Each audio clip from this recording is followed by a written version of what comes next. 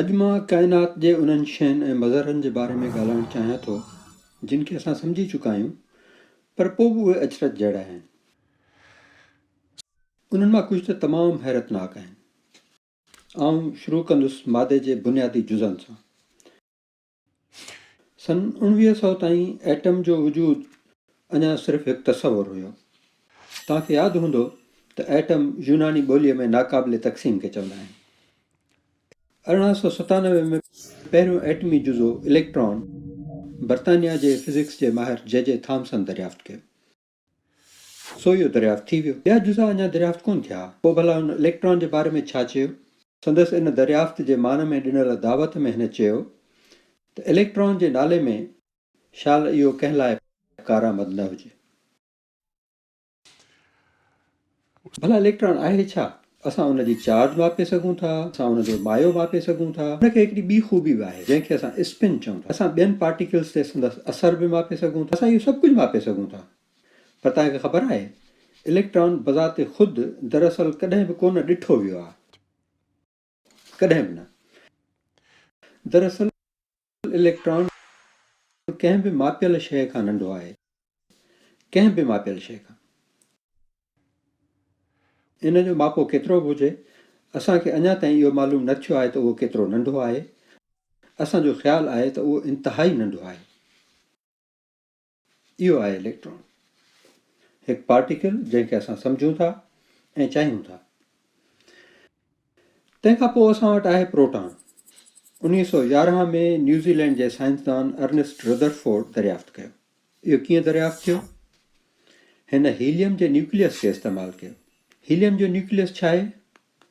इन में 2 प्रोटॉन आहिनि ऐं इन में 2 न्यूट्रॉन आहिनि। न्यूट्रॉन अञा दरियाफ़्त न थियो हो, पर हुनखे ख़बर हुई त इहो हीलियम एटम जो न्यूक्लियस आहे जंहिंखे अल्फा पार्टिकल्स बि सॾिबो आहे। हिन सोन खे कुटे तमामु सन्हो कयो ऐं उनखे सोन जे सन्हड़े वरक़ वांगुरु टेंगियईं ऐं हिन हीलियम जो न्यूक्लियस अल्फा पार्टिकल्स उन सोने वरक़ ॾांहुं उमाणिया। हू इहो ॾिसणु पियो चाहियो त उन्हनि मां केतिरा पार लंघी था वञनि ऐं केतिरा टकराइजी वापसि मोटनि था। भला हुनखे छा मालूम थियो? तक़रीबन हर हिकु हीलियम न्यूक्लियस जेको हुन सोने वरक़ ॾांहुं मोकिलियो हुयो उहो बिना रोक जे ॿिए पासे निकिरी पियो वियो। हीउ नहरो सोन जो वरक़ आहे जंहिंखे असां नहरो चऊं था। हिन नतीजो कढियो त एटम घणे भाङे ख़ाली स्पेस आहे। ख़ाली स्पेस जो तमामु घणो मिक़दार। दरअसल एटम जी जिसामत उन जे न्यूक्लियस जे जिसामत खां कई दफ़ा वधीक आहे। जेकॾहिं तव्हां इन जो अंदाज़ो लॻाइणु चाहियो त हीउ बेसबॉल खणो ऐं उनखे बेसबॉल स्टेडियम जे बॉलर वारी जॻह ते रखो त बेसबॉल जी जिसामत जी निस्बत स्टेडियम सां ईअं आहे जीअं न्यूक्लियस जी निस्बत एटम जे जिसामत सां। रदरफोर्ड जंहिं इहो मालूम कयो हो तंहिं बाबति अफ़वाह हुआ त इहो मालूम करण खां पोइ त मादो घणो तणो स्पेस आहे खेसि बिस्तरे मां ॿाहिरि निकिरण खां भउ पिए थियो त शायदि हू पंहिंजे कमरे जे नहरे फर्श मां निकिरी न वञे। इहो असरु आहे दुनिया जो पहिरियों शख़्स हुजण जो जंहिं मादे जे फितरत बाबति कुझु सच ॻोल्हे लथो हुजे। ॿियो पार्टिकल असां वटि छा आहे? Electron, proton, neutron. इहो 1932 में बर्तानवी साइंसदान जेम्स चैडविक ॻोल्हे लथो। न्यूट्रॉन उन खे थोरो वक़्तु लॻो ॻोल्हण में छो त उनखे का बि चार्ज कान्हे ऐं जेकॾहिं तव्हांखे का चार्ज कान्हे त तव्हांखे उन सां असर पज़ीर थियण में ऐं इहो मालूम करण में त उहो मौजूदु आहे थोरो ॾुखियो आहे। उन खां पोइ मालूम थियो त न्यूट्रॉन ऐं प्रोटॉन बज़ाति ख़ुदि बुनियादी कोन्हनि, बल्कि उहे क्वार्कनि जा ठहियल आहिनि, हर हिक में 3 क्वार्क। पर जेकॾहिं बुनियादी जुज़नि मां हर हिक खे चार्ज आहे, इलेक्ट्रॉन खे काटू 1, न्यूट्रॉन खे का चार्ज कान्हे ऐं प्रोटॉन खे वाधू 1, ऐं जेकॾहिं न्यूट्रॉन ऐं प्रोटॉन क्वार्कनि जा ठहियल आहिनि त क्वार्कनि खे ज़रूरु चार्ज जो कुझु हिसो हूंदो। दरअसल उन्हनि खे आहे। क्वार्क 2 क़िस्मनि जी चार्ज जा थियनि था, 1/3 हिसो ऐं 2/3 हिसा चार्ज। इहे चार्जूं आहिनि जेके क्वार्कनि खे आहिनि। तव्हां इन्हनि खे मुख़्तलिफ़ तरीक़नि सां मिलाए ॿुड़ी चार्ज या वाधू हिकु चार्ज प्रोटॉन जी हासिल करे सघो था। क्वार्क जी थ्योरी 1964 में अमेरिकी साइंसदान मरे गेलमैन ऐं जॉर्ज ज़्वाइग ॾिनी। 4 सालनि खां पोइ 1968 में स्टैनफोर्ड जे लीनियर एक्सेलरेटर सेंटर में उन्हनि खे लधो वियो। 1968 खाना जंगीअ खां पोइ अमरीकी तारीख़ जो सभ खां वधीक विॻोड़ी दौरु। क़त्ल, टेट हमलो, वियतनाम जंग, तंहिं हूंदे बि काइनात खे सम्झण जो सफ़र हलंदो रहियो। इहे आहिनि क़ौमुनि जा मरहला। क्वार्क जो लफ़्ज़ किथां आयो? मरी गेलमैन जेम्स जॉयस जो किताब फिनिगन्स वेक पढ़ी रहियो हो ऐं उन में हिकु टुकड़ो हुयो, 3 quarks for Mr. Mark, sure he hasn't got much of a bark, and sure and he has, it's all besides the mark. इहो मालूम करण खां पोइ त न्यूट्रॉन ऐं प्रोटॉन में 3 क्वार्क आहिनि, हिन सोचियो त छो न उन्हनि खे क्वार्क कोठिजे। क्वार्कनि जा 3 निज़ाम आहिनि, घटि तवाना, दरमियाना तवाना ऐं घणा तवाना। घटि तवानाई वारनि खे असां अप ऐं डाउन सॾियूं था, 2 क्वार्क, अप ऐं डाउन। दरमियाना तवाना चार्म एंड स्ट्रेंज, घणा तवाना टॉप ऐं बॉटम। हिन काइनात में क्वार्कनि जा कुल 6 क़िस्म आहिनि। 6 क्वार्क। सो मरे गेलमैन खां कुझु ग़लती थी वई, हुन सम्झो त उहे 3 आहिनि पर असुल में उहे 6 आहिनि, त बि उहे अञा ताईं क्वार्क सम्झनि। ठीकु, हाणे अचूं था इन ॻाल्हि ते त क्वार्क अचरज जहिड़ा छो आहिनि। तव्हां इन्हनि मां कंहिं बि हिक खे स्पेस में आज़ाद हालत में अलॻि नथा करे सघो। तव्हांखे ख़बर आहे छो? इन करे जो ही क्वार्क जो जोड़ो जेको ॻंढियल आहे, तव्हां इन्हनि खे अलॻि करण था चाहियो। हलो ठीकु आहे, आउं तव्हांखे चैलेंज थो कयां त ईअं कयो। तव्हां हिकिड़े खे हिक पासे खां ऐं ॿिए खे ॿिए पासे खां सोघो झलींदव ऐं तव्हां उन्हनि खे छिकींदव। पर क्वार्क खे हिकु मुनफ़रिद ख़ूबी आहे, जेका कुवत उन्हनि खे ॻंढे वेठी आहे उहा ताक़तवर थींदी वेंदी जेतिरो वधीक तव्हां उन्हनि खे छिकींदव। कमज़ोर न पर ताक़त। इहो बज़ाति ख़ुदि अचरज जहिड़ो आहे, पर वरी हीअं थिए थो, तव्हां उन्हनि खे एतिरी हद ताईं छिकींदव ऐं तव्हां तवानाईअ जो एतिरो मिक़दारु सर्फ़ कंदव जो जंहिं लम्हे तव्हां कामयाबीअ सां उन्हनि खे अलॻि करे वेंदव त जेका तवानाई तव्हां इस्तेमालु कई हुई सा यकदम क्वार्कनि जो जोड़ो बणिजी वेंदी। सो तव्हां जेकॾहिं हिन खे छिकियो त तव्हांजी लॻायल तवानाईअ मंझां क्वार्क जो हिकु नओं जोड़ो ठही थो पए। E=mc², मास ऐं एनर्जी जी हम बराबरी। ॿियो क्वार्क जेका तवानाई तव्हां उन ते सर्फ कई सा ॿियो नओं क्वार्क ठहे थी। ईअं तव्हां क्वार्क जे हिकु जोड़े खां शुरू कयो, तव्हां उन्हनि खे अलॻि कयो ऐं हाणे तव्हां वटि 2 जोड़ा आहिनि। तव्हां कॾहिं बि हिकिड़ो क्वार्क अलॻि नथा करे सघो। क्वार्कनि जी अहिड़ी ई चलत आहे, उहे कॾहिं बि अकेला नथा रही सघनि। मूं लाइ इहो अचरज जहिड़ो आहे, क्वार्क हमेशह जोड़े में। हाणे असां वटि हिकु ॿियो पार्टिकल आहे, न्यूट्रिनो। इहो बि अचरज जहिड़ो आहे। न्यूट्रिनो उन जी अॻकथी 1930 में कई वई हुई। उनखे ॻोल्हण में 26 साल लॻा। छो? छाकाणि त न्यूट्रिनो कंहिं बि शइ सां वरले असर पज़ीर थिए। इहो न्यूक्लियर रिएक्शन में निकिरे थो ऐं भॼी थो वञे। इहो तमामु तेज़ हले थो। इहो भूत जीअं आहे। इहो तमामु वॾे मिक़दार में सिज जे मर्कज़ में ठहे थो ऐं अञा बि वधीक मिक़दार में ठहे थो जॾहिं को सितारो हिकु धमाके सां मरे थो, हिकु सुपर नोवा धमाको। इहो न्यूट्रिनो मादे सां तमामु घटि असर पज़ीर थिए थो। ऐं तव्हांखे हिकिड़ो मिसाल थो ॾियां इन ॾिस में। जेकॾहिं तव्हां हिकु नूरी साल जेतिरो वॾो शीहो खणो, हिकु नूरी साल जेतिरो शीहो, तक़रीबन 5.8 ट्रिलियन मेल शीहे जा स्पेस में पखिड़ियल। हलो इहो शीहो खणो ऐं उन जे हिकिड़े पासे खां न्यूट्रिनो उमाणियो, तव्हां मुमकिन आहे त संदसि रस्तो उन हिकु नूरी साल वारे शीहे सां रोके सघो। न्यूट्रिनो एतिरो घटि रिलणो मिलणो आहे ऐं जेतिरा सिज जे मर्कज़ में ठहनि था त तव्हां कथ करे सघो था त उहे केतिरा आहिनि। 65 अरब न्यूट्रिनो तव्हांजे खल जे हर चौरस सेंटीमीटर मां हर सेकंड में लंघी था वञनि, सभई सिज मां ईंदड़। न्यूट्रिनो ग़ैबात जहिड़ा जुज़ा, का चार्ज कान्हनि, तक़रीबन रोशनीअ जे रफ़्तार सां हलंदड़। असां उन्हनि खे पंहिंजे आम रवाजी ज़िंदगीअ में महसूसु नथा करे सघूं। उहे पाण खे पार्टिकल एक्सेलरेटर में ज़ाहिर कनि था। तव्हां चई सघो था त इहो सम्झ में अचण जोॻो कोन्हे। भला उन्हनि खे का साइज़ कीअं कान्हे, जेका कान्हे, इहो कीअं सम्झी सघिजे थो? इहे असांजे सम्झ में अचण लाइ ॿधल न आहिनि, छाकाणि त इहे साइंसी तरीक़नि ऐं औज़ारनि वसीले ज़ाहिर थियनि था, जेके बज़ाति ख़ुदि असांजे हवासनि खां ॿाहिरि आहिनि। जदीद फिज़िक्स जा कुझु हैरान कंदड़ ख़दोख़ाल ज़ाहिर थियनि था जॾहिं असां मादे खे उन जे गहराइनि में जांचूं था।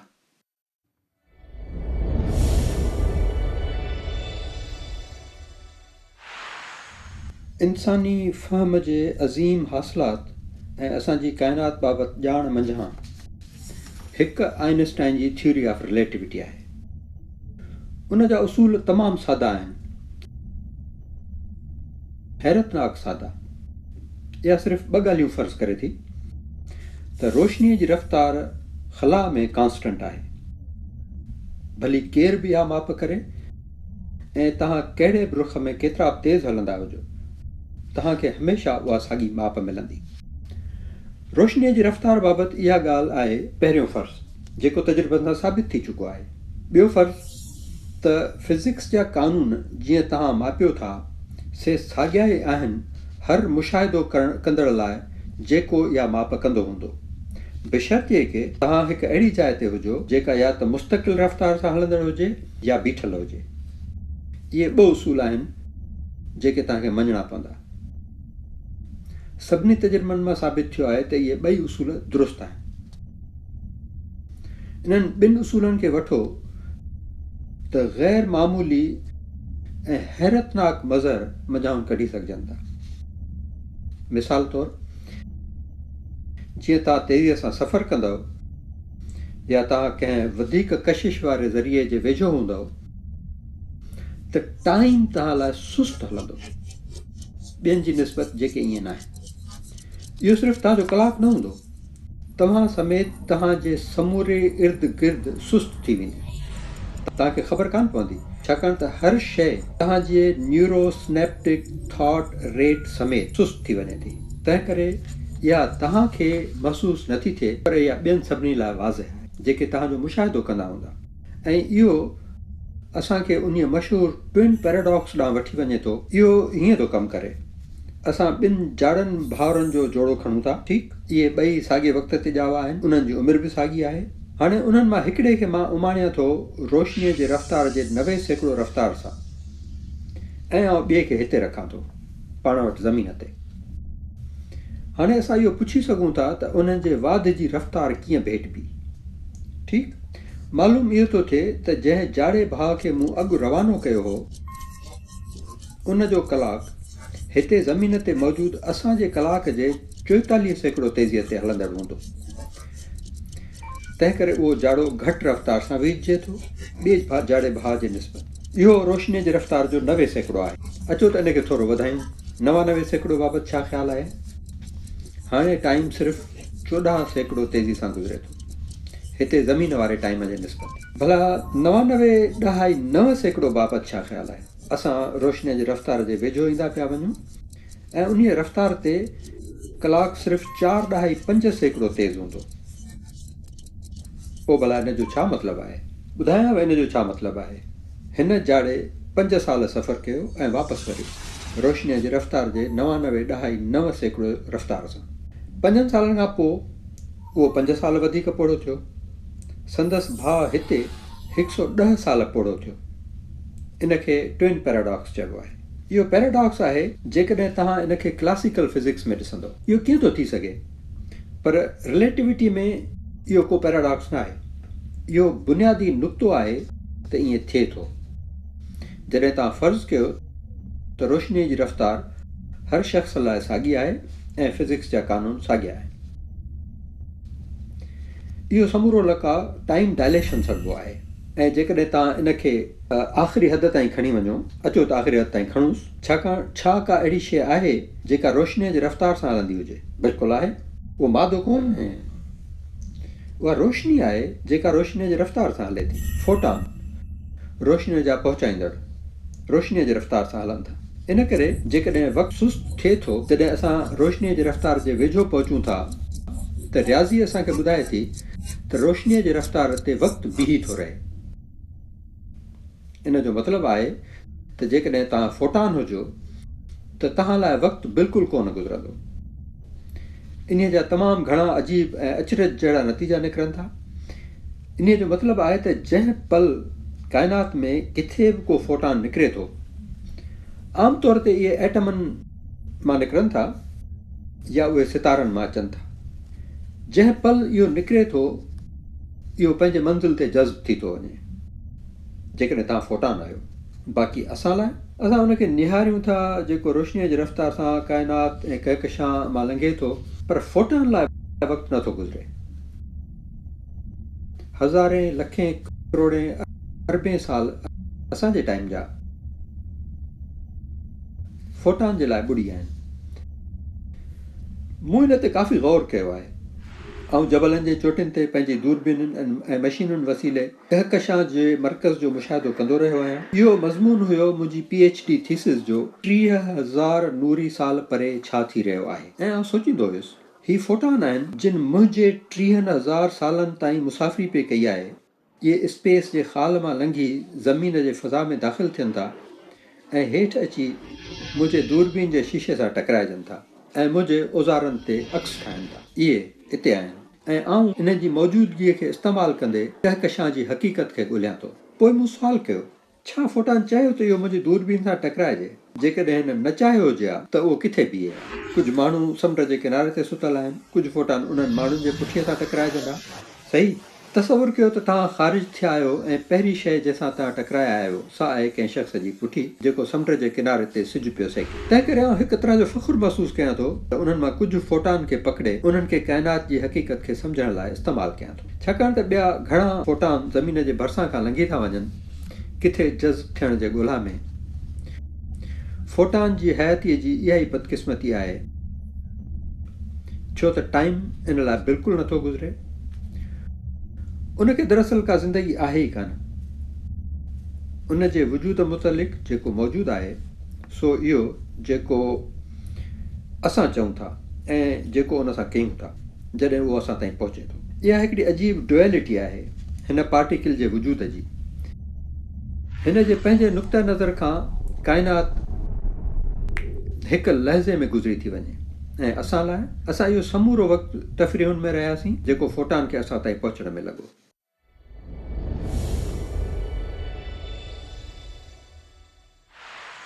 ॿियो छा आहे हिन काइनात में जेको अचरज जहिड़ो आहे पर दुरुस्त आहे? Quantum physics. उहा सभिनी खे मल्ह मारे थी। फितरत बाबति अजीब शयूं जेके असां ॻोल्हियूं आहिनि। काइनात मुतालिक़ इहा थ्योरी 1920 खां असां वटि आहे। उन ॾहाके में जेको हलंदे हलंदे ॿुधायांव त फिज़िक्स लाइ अहम ॾहाको इंतिहाई अहम हो। तॾहिं एडवर्ड हबल स्पेस में रखियल दूरबीन न पर उहो माण्हू जंहिंजो नालो उन दूरबीन ते रखियो वियो तंहिं इहो मालूम करे वरितो त असांजी कहकशां मिल्की वे लातदाद ॿियनि कहकशाउनि मां हिकु आहे जेके हिन काइनात में आहिनि। ऐं उन साॻे ॾहाके में हुन मालूम कयो त उहे कहकशाऊं तेज़ीअ सां हिक ॿिए खां परे थींदियूं पियूं वञनि। इहो ॿुधाइनि पियूं त हीअ समूरी काइनात फैलिजी रही आहे। जेकॾहिं तंहिं ज़माने में एस्ट्रोनॉमरनि खे नोबेल प्राइज़ ॾियनि हा त हुनखे घटि में घटि 2 ज़रूरु मिलंदा। एडवर्ड हबल शुरूआति कयईं वकालत सां ऐं पोइ एस्ट्रोनॉमर बणियो। मुंहिंजे फील्ड जे तारीख़ जो मज़ेदार माण्हू। बहरहाल उन ॾहाके असांखे क्वांटम फिज़िक्स ॾिनी जेका साबित थियो त काइनात में जेकी वहे वापरे पियो तंहिं बाबति ॼाण जी हेल ताईं बहितरीनु थ्योरी आहे। उन जे कानूननि जे लागू थियण जी का बि हद कान्हे। हर मसइले में जेको असांजे अॻियां आयो आहे उन हर जॻह ते कमु कयो आहे जिते असां उनखे इस्तेमालु कयो आहे।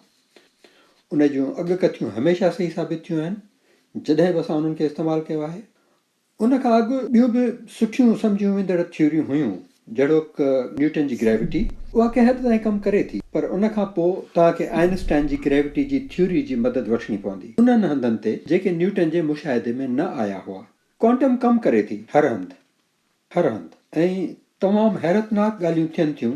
पार्टिकल लहरुनि जी सूरत में बि रहनि था ऐं उहे कंहिं जाइ ते वजूद विञाइनि था ऐं कंहिं ॿी जाइ ते वजूद में अचनि था। उन्हनि जो वजूद छुहण वारे तरीक़े जो नाहे, उहे स्टेटिस्टिक्स में वजूद रखनि था। क्वांटम मैकेनिक्स में ॾाढियूं अजीब शयूं थियनि थियूं। इहो अहिड़ो हंधु आहे जेको असांजे आम फहम खां ॿाहिरि आहे। इन करे तव्हां पंहिंजे आम फहम खे तकलीफ़ न ॾियो इहो नतीजो कढण लाइ त जेको तव्हां मालूम कयो आहे तंहिंखे सही हुजणु घुरिजे या न। मिसाल तौर ते हिकु गोलो खणो जेको आउं हिकिड़े कागज़ जे वर्क मां गुज़ारियां थो। इहो हिकु सुठो तजुर्बो आहे। फ़र्ज़ु कयो त मुंहिंजी समूरी हयाती इहो कागज़ जो वर्क हुजे। मूंखे कीअं लॻंदो जॾहिं इहो गोलो गुज़रियो हूंदो? पहिरियों ई आउं हिकिड़ो नुक़्तो ॾिसंदुसि। उहो हिकु नुक़्तो हूंदो जॾहिं गोलो वर्क सां मिलियो हूंदो। मूंखे ख़बर कान्हे त गोलो पिणु आहे, आउं रुॻो वर्क ॾिसां पियो ऐं उते हिकु नुक़्तो आहे। इहो टुबिको अॻिते हली हिकु नंढो गोल ऐं वॾो गोल ऐं वधीक वॾो गोल ठहे थो। इहो गोल वधी गोले जे कतर जेतिरो थिए थो। उन खां पोइ उहो नंढो थींदो वञे थो ऐं आख़िरकार हिकु टुबिको ठहे थो ऐं पोइ गुम थी थो वञे। इहो अजीब आहे।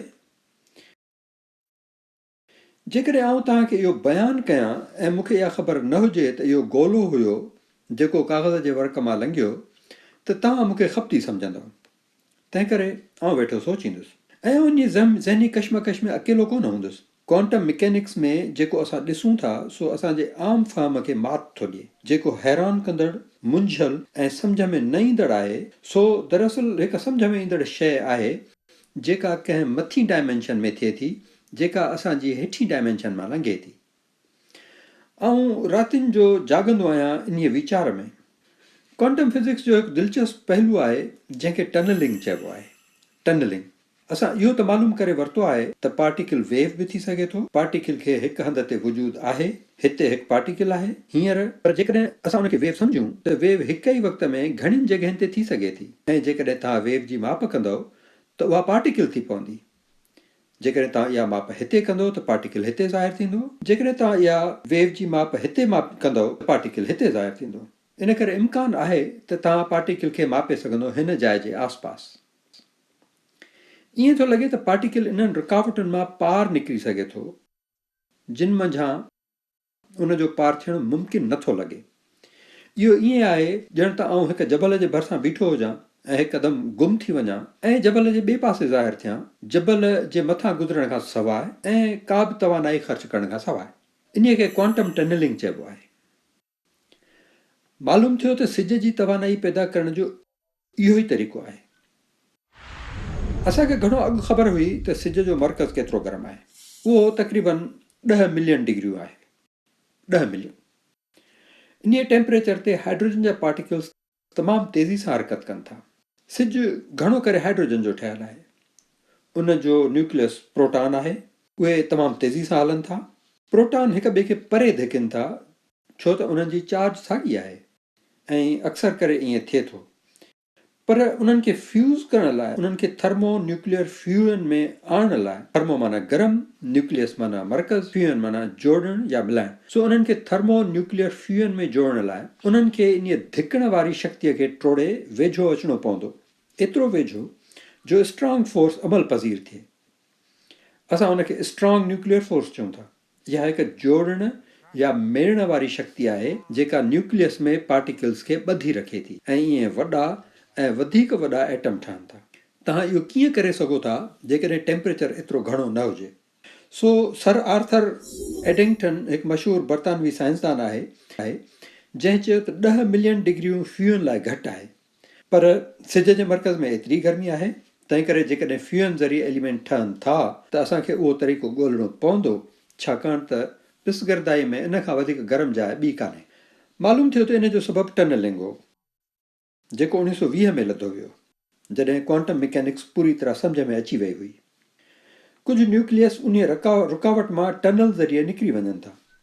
जेतोणीकि गर्माइश एतिरी घणी कान्हे जो फ्यूजन मुमकिन थी सघे, उन्हनि मां कुझु न्यूक्लियस उन रुकावट खे टनल ज़रिए पार कनि था ऐं जुड़नि था ऐं ॻरा अंसर ठाहिनि था ऐं ईअं तवानाई ख़ारिज थिए थी। सितारे जो जनमु थिए थो ऐं सितारो पाण भरो थिए थो। सो जेकॾहिं तव्हां सिज जे अंदरि झाती पाईंदव उन जे मर्कज़ में जिते गर्मीअ जो दर्जो वधि में वधि आहे, तक़रीबन 10 मिलियन दर्जा, कुझु न्यूक्लियस असांखे तवानाई मुहैया कनि था क्वांटम टनलिंग जे वसीले। घणी जसामत वारा सितारा इहो फ्यूजन जो अमल तह दर तह कनि था। हाइड्रोजन हीलियम में तब्दील थिए थी, हीलियम कार्बन में, कार्बन नाइट्रोजन में, ऐं पोइ ऑक्सीजन, सिलिकॉन, नियॉन ऐं पीरियोडिक टेबल जे ॿियनि अंसरनि में वेंदे फौलाद ताईं। इहो बसर जे खलुनि वांगुरु तह दर तह उन्हनि अंसरनि जो ठहे थो।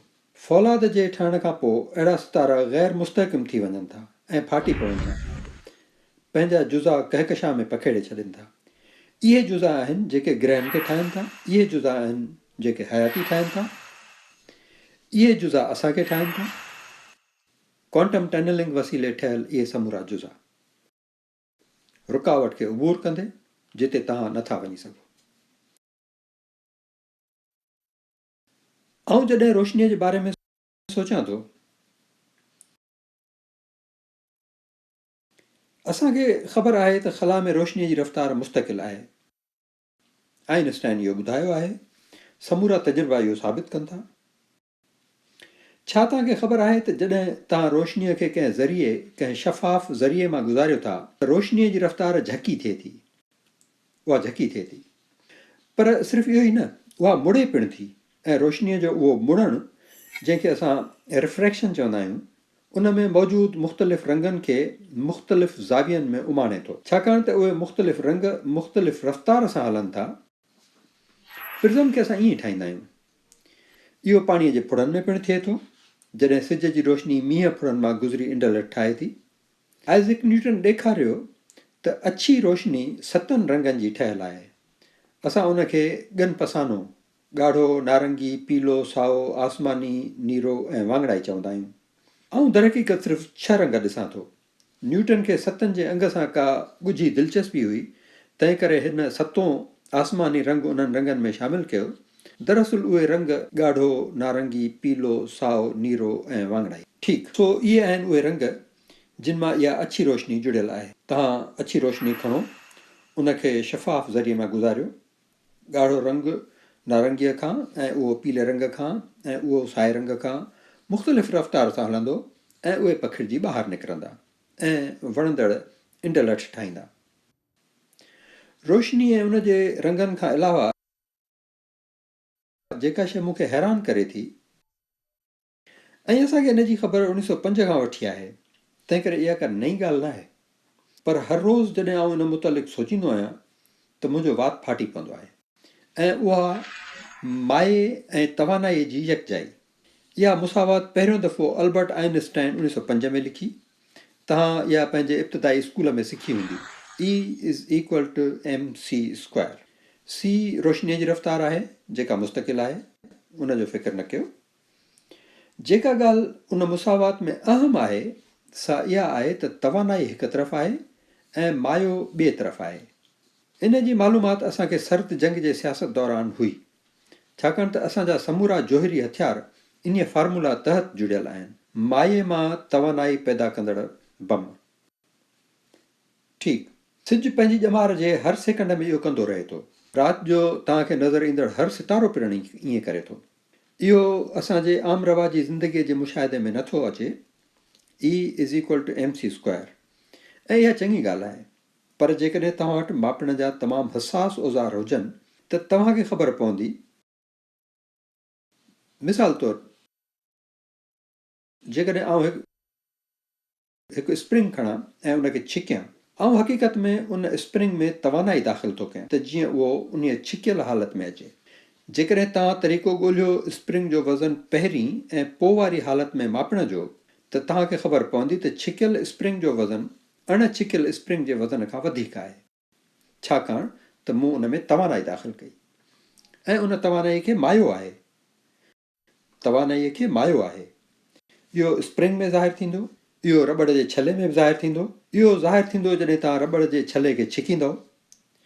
इहो कीमियाई मुरकबनि में बि ज़ाहिर थींदो, जहिड़ोकि बारूद, जेका तवानाई बारूद जे मालिक्यूलनि में भरियल आहे। बारूद जो वज़न वधीक आहे छो त उन में तवानाई ज़ख़ीरो थियल आहे। जॾहिं तव्हां उनखे मुख़्तलिफ़ मालिक्यूलनि में भञंदव। सिर्फ़ु इहो न, पेट्रोल जो वज़न वधीक आहे छो त उन में तवानाई ज़ख़ीरो थियल आहे। तंहिं करे जॾहिं आउं सोचां थो उन्हनि सभिनी जे बारे में जेके हिन काइनात खे हलाइनि था,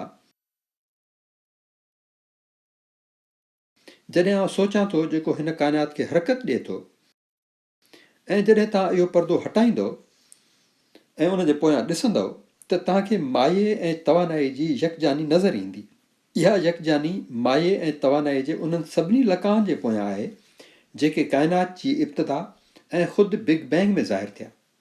तव्हांखे राति जो आसमान में नज़र ईंदड़ सितारनि में पिणु तवानाई पैदा कंदड़ इहा यकजानी आहे। सर्द जंग जी बैन अल-अक़वामी सियासत जे पोयां बि साॻियो मुहरक हो, जीअं मूं अॻु चयो।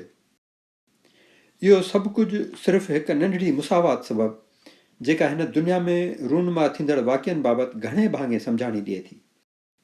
ऐं मुंहिंजे राति जी निंड ख़राबु करण जे सबबनि मां हिकु इहो बि आहे त छा का अहिड़ी मुसावात जीअं E=mc² आहे जेका असांजे पकड़ खां बसि थोरो ई परे हुजे। छाकाणि त असां अञा अणॼाणे में ॿुॾल आहियूं। हिन काइनात में वहंदड़ वाक़िअनि खां असांखे घणी ख़बर आहे, मूंखे हिन ते फ़ख़ुरु आहे, पर अञा घणो आहे जंहिंजी असांखे ख़बर कान्हे। जेकॾहिं का E=mc² जहिड़ी मुसावात आहे जेका असां अञा कान ॾिठी आहे, त छा उहा असांजे पहुच खां थोरो परे आहे या असांखे अञा घणा जबल झागणा पवंदा उन हद ते पहुचण ताईं जो असां उन ॿी मुसावात खे पहुची सघूं जेका असांजे ईंदड़ पीढ़ीअ जे इल्म खे वधाईंदी त हीअ काइनात कीअं कमु करे थी। मूंखे ख़बर कान्हे, पर मूंखे इहा ख़बर आहे त E=mc² एतिरो कुझु हिन काइनात जे बारे में ॿुधायो आहे जो असां इन ॻाल्हि ते थोरो फ़ख़ुरु महसूसु कयूं था, ॼण त हा असां हिते आहियूं, असांखे ख़बर आहे। पर साइंस जे सफ़र असांखे ॿुधायो आहे त जॾहिं असां सोचियोसीं त असांखे ख़बर आहे त काइनात असांखे मुंझारे में विझी थी छॾे।